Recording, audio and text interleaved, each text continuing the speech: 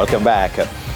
Second half action now. Caribbean champions Mount Pleasant FA missed out on the chance to go second in the Ray Nephew Jamaica Premier League after they were held to a 0-0 draw by Treasure Beach at Drax Hall in their rescheduled game on Wednesday. This was the second time the two were meeting in 3 days, with the teams once again failing to break down each other over 180 minutes.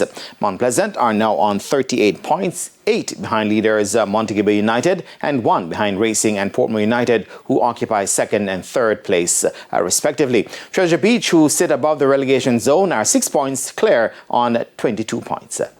Disappointed with the results. The only good thing I think I can speak of in the game is keeping a clean sheet. But I think we were flat this afternoon. We didn't play like a team who wanted to win, hence the result. I think the team showed character over the 2 legs.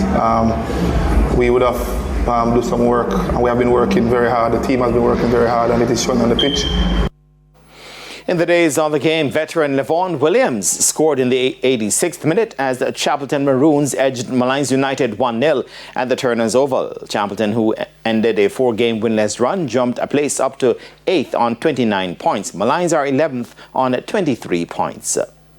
So we had to win. The guys have been working hard in training. Staff has been working, good and bad times. We have stuck to the plan and we are reaping the dividends. What I can say is that football is a game of moments. And today you saw where we got a red card.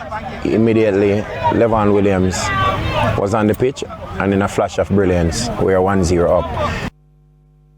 The league continues on Thursday with Dunbeholden hosting Arnett Gardens at 3 p.m. Dunbeholden will be taking orders from the returning Beyond Thomas, who replaces coach Damian Gordon, who resigned from the post.